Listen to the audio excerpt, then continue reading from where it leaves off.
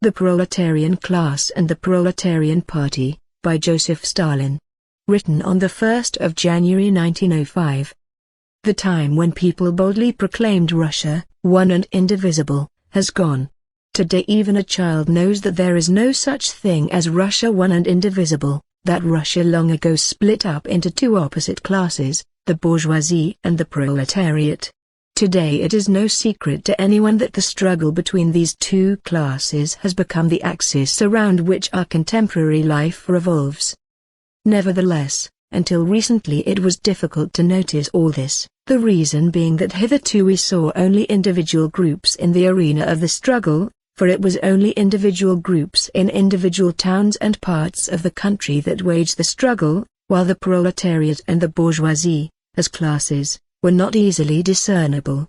But now towns and districts have united, various groups of the proletariat have joined hands, joint strikes and demonstrations have broken out, and before us has unfolded the magnificent picture of the struggle between the two Russias, bourgeois Russia and proletarian Russia. Two big armies have entered the arena, the army of proletarians and the army of the bourgeoisie, and the struggle between these two armies embraces the whole of our social life. Since an army cannot operate without leaders, and since every army has a vanguard which marches at its head and lights up its path, it is obvious that with these armies there had to appear corresponding groups of leaders, corresponding parties, as they are usually called.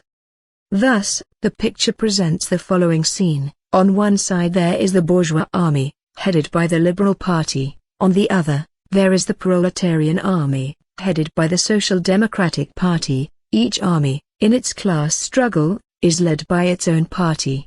1. We have mentioned all this in order to compare the proletarian party with the proletarian class and thus briefly to bring out the general features of the party.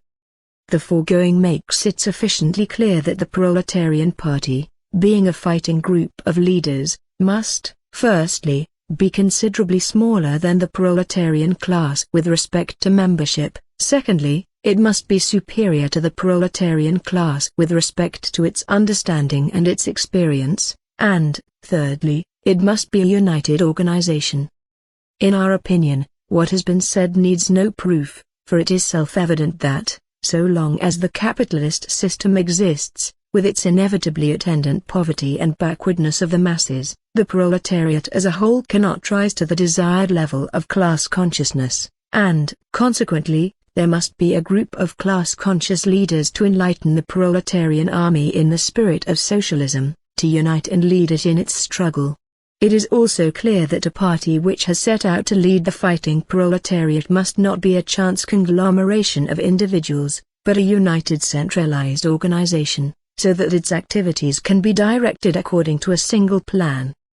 Such, in brief, are the general features of our party.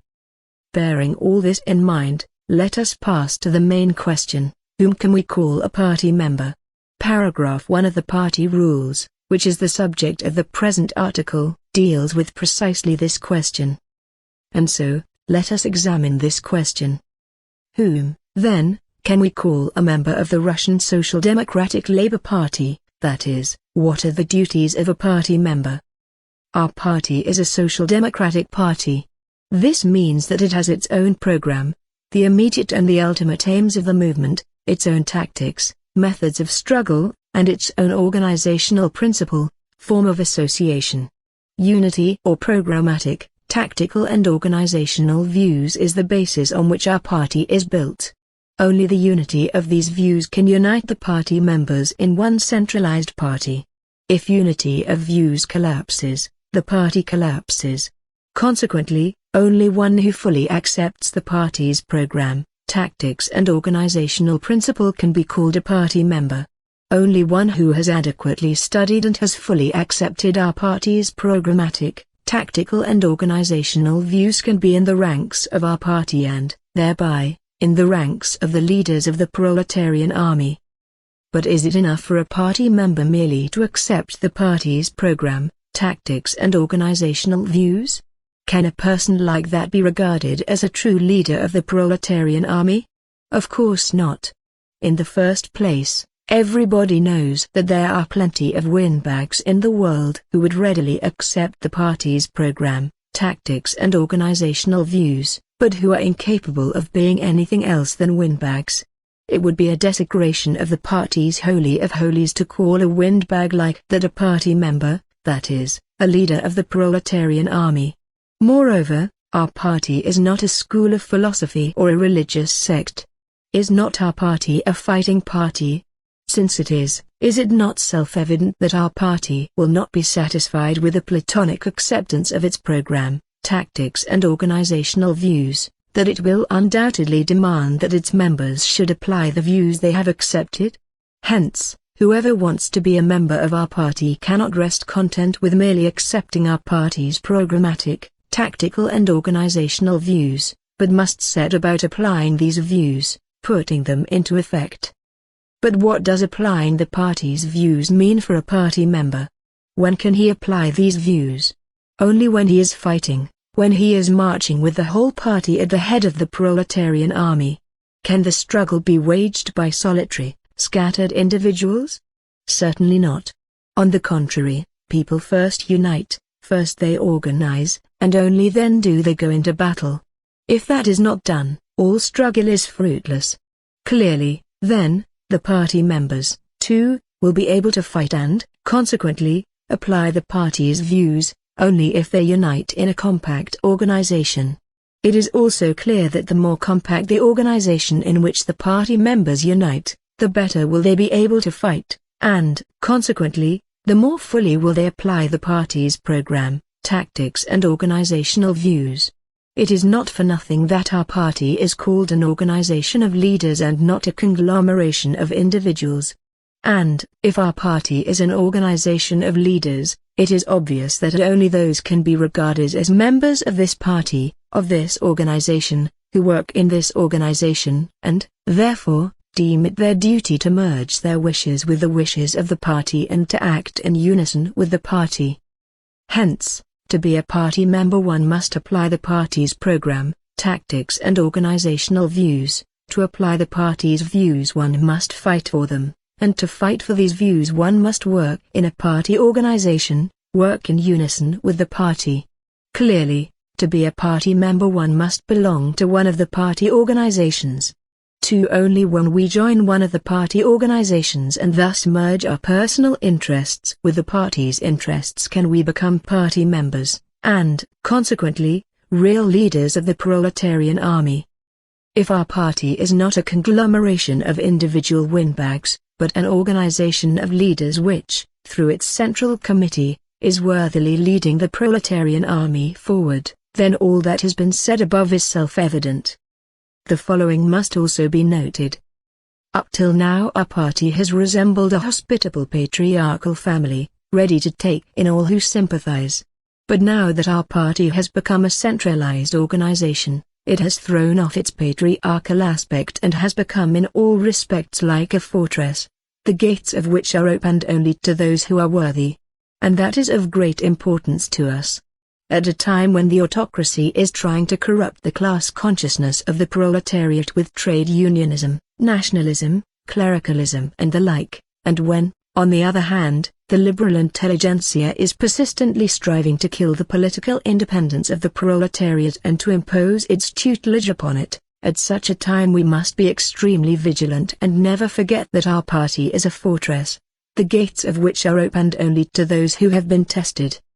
We have ascertained two essential conditions of party membership: acceptance of the program and work in a party organization. If to these we add a third condition, namely, that a party member must render the party financial support, then we shall have all the conditions that give one right to the title of party member. Hence, a member of the Russian Social Democratic Labour Party is one who accepts the program of this party, renders the party financial support, and works in one of the party organizations. That is how paragraph 1 of the party rules, drafted by Comrade Lenin, 3 was formulated. The formula, as you see, springs entirely from the view that our party is a centralized organization and not a conglomeration of individuals. Therein lies the supreme merit of this formula. But it appears that some comrades reject Lenin's formula on the grounds that it is narrow and inconvenient, and propose their own formula, which, it must be supposed, is neither narrow nor inconvenient. We are referring to Martif's formula, which we shall now analyze.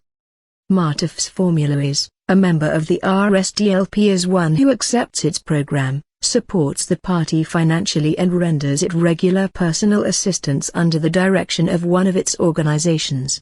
As you see, this formula omits the third essential condition of party membership, namely, the duty of party members to work in one of the party organizations.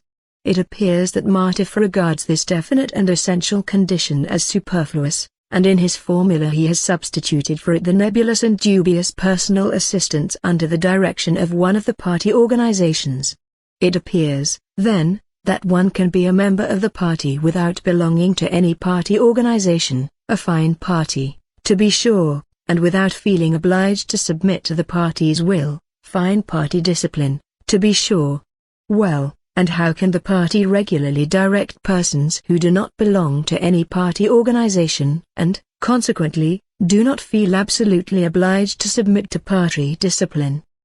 That is the question that shatters Martif's formula of paragraph 1 of the party rules, and it is answered in masterly fashion in Lenin's formula, inasmuch as the latter definitely stipulates that a third and indispensable condition of party membership is that one must work in a party organization.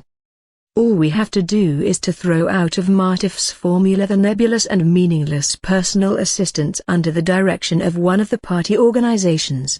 With this condition eliminated, there remain only two conditions in Martif's formula: acceptance of the program and financial support, which, by themselves, are utterly worthless, since every windbag can accept the party program and support the party financially, but that does not in the least entitle him to party membership. A convenient formula, we must say. We say that real party members cannot possibly rest content with merely accepting the party program, but must without fail strive to apply the program they have accepted. Martif answers, you are too strict, for it is not so very necessary for a party member to apply the program he has accepted, once he is willing to render the party financial support, and so forth. It looks as though Martif is sorry for certain windbag Social Democrats and does not want to close the party's doors to them. We say, further, that inasmuch as the application of the program entails fighting, and that it is impossible to fight without unity, it is the duty of every prospective party member to join one of the party organizations, merge his wishes with those of the party and, in unison with the party, lead the fighting proletarian army, that is, he must organize in the well-formed detachments of a centralized party. To this Martif answers, it is not so very necessary for party members to organize in well-formed detachments, to unite in organizations, fighting single-handed is good enough. What, then, is our party? We ask. A chance conglomeration of individuals, or a united organization of leaders? And if it is an organization of leaders, can we regard as a member one who does not belong to it and, consequently, does not consider it his bounden duty to submit to its discipline? Martif answers that the party is not an organization, or, rather, that the party is an unorganized organization, fine centralism, to be sure. Evidently, in Martif's opinion, our party is not a centralized organization, but a conglomeration of local organizations and individual Social Democrats who have accepted our party program, etc. But if our party is not a centralized organization, it will not be a fortress, the gates of which can be opened only for those who have been tested.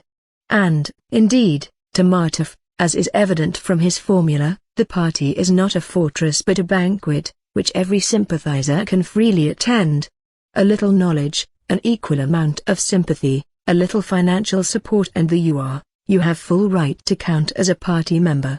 Don't listen, cries Martif to cheer up the frightened party members, don't listen to those people who maintain that a party member must belong to one of the party organizations and thus subordinate his wishes to the wishes of the party. In the first place, it is hard for a man to accept these conditions, It is no joke to subordinate one's wishes to those of the party. And, secondly, as I have already pointed out in my explanation, the opinion of those people is mistaken. And so, gentlemen, you are welcome to the banquet. It looks as though Martif is sorry for certain professors and high school students who are loath to subordinate their wishes to the wishes of the party, and so he is forcing a breach in our party fortress through which these estimable gentlemen may smuggle into our party. He is opening the door to opportunism, and this at a time when thousands of enemies are assailing the class consciousness of the proletariat. But that is not all. The point is that Martif's dubious formula makes it possible for opportunism to arise in our party from another side. Martif's formula, as we know, refers only to the acceptance of the program. About tactics and organization it contains not a word, and yet, unity of organizational and tactical views is no less essential for party unity than unity of programmatic views. We may be told that nothing is said about this even in Comrade Lenin's formula. True, but there is no need to say anything about it in Comrade Lenin's formula. Is it not self-evident that one who works in a party organization, and, consequently, fights in unison with the party and submits to party discipline, cannot pursue tactics and organizational principles other than the party's tactics and the party's organizational principles? But what would you say of a party member who has accepted the party program, but does not belong to any party organization? What guarantee is there that such a member's tactics and organizational views will be those of the party and not some other? That is what Martif's formula fails to explain. As a result of Martif's formula we would have a queer party, whose members subscribe to the same program, and that is questionable, but differ in their tactical and organizational views. What ideal variety! In what way will our party differ from a banquet? There is just one question we should like to ask: what are we to do with the ideological and practical centralism that was handed down to us by the Second Party Congress and which is radically contradicted by Martif's formula? Throw it overboard? If it comes to making a choice, it will undoubtedly be more correct to throw Martif's formula overboard. Such is the absurd formula Martif presents to us in opposition to Comrade Lenin's formula. We are of the opinion that the decision of the Second Party Congress, which adopted Martif's formula, was the result of thoughtlessness, and we hope that the Third Party Congress will not fail to rectify the blunder of the Second Congress and adopt Comrade Lenin's formula.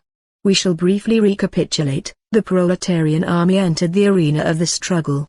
Since every army must have a vanguard, this army also had to have such a vanguard. Hence the appearance of a group of proletarian leaders, the Russian Social Democratic Labour Party. As the vanguard of a definite army, this party must, firstly, be armed with its own program, tactics and organizational principle, and, secondly, it must be a united organization. To the question, who can be called a member of the Russian Social Democratic Labour Party? This party can have only one answer: one who accepts the party program, supports the party financially and works in one of the party organizations. It is this obvious truth that Comrade Lenin has expressed in his splendid formula.